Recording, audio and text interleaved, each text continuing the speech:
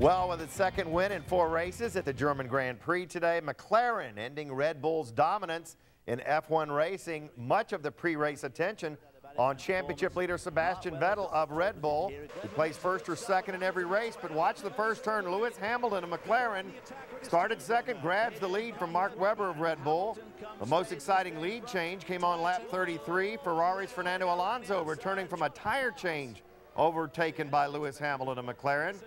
The top 3 finishers within 3 seconds of each other for long parts of the 60-lap race. Hamilton holds off challenges from Alonso and Webber, who, by the way, finished 4th. The series will continue next week in Hungary and, of course, will be in Austin next summer. So, with that in mind, joining me in studio, motor racing expert Jonathan Green.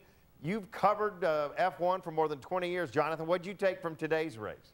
Well, it was a very, very exciting race, no doubt about it. And I think we found out that Sebastian Vettel can be beaten. He is human after all. And as you say, Red Bull and he have dominated the season so far. And today we finally saw that he is beatable. And I think maybe a little pressure because it was his home Grand Prix. He's still got a very strong lead in the championship. But both Ferrari, they won at Silverstone. And now, of course, McLaren are right there with him. So it means actually for the fans of Formula One that we're going to have a good second half of the season. Hopefully, if McLaren keep the kind of pace they had today, and Ferrari can likewise do the same. Oh, you can hear the passion in your voice, Jonathan. F1, give us a lesson. F1 101. Are there any American teams, American drivers? I hear there's a 19-year-old whiz kid working his way up. Yes, there's. Do you know what? A lot of people ask me why there aren't a lot of Formula One races from the United States. There are plenty of great racing drivers from the United States coming up. Alexander Rossi is, I think, the man you're referring to. He, of course, is coming through the ranks,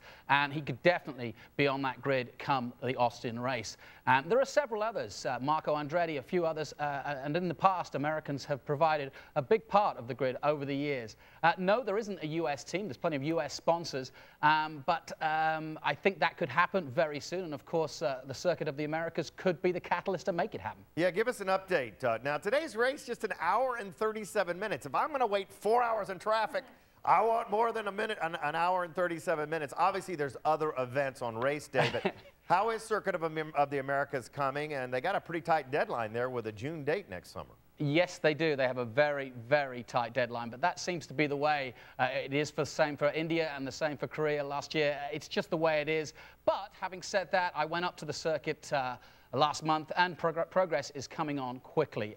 Yes, they've got an enormous task, but I think they're up to it, and it's a very, very enjoyable day out there. And I think the biggest thing that I learned, having pretty much seen most of the circuits around the world, is that this is a combination of all the classics. You've got a bit of Silverstone, a bit of Hockenheim, a bit of Spa, and yes, a bit of the Nurburgring, which you just saw there, because the elevation changes here in Austin at the circuit are going to be immense, and it's going to throw up some great racing. Wow, I hadn't even thought about the elevation changes. All right. Jonathan Green, thanks for joining us. I hope you will be back with us to talk more about F1. Well, another kind of racing, Mark Cavan.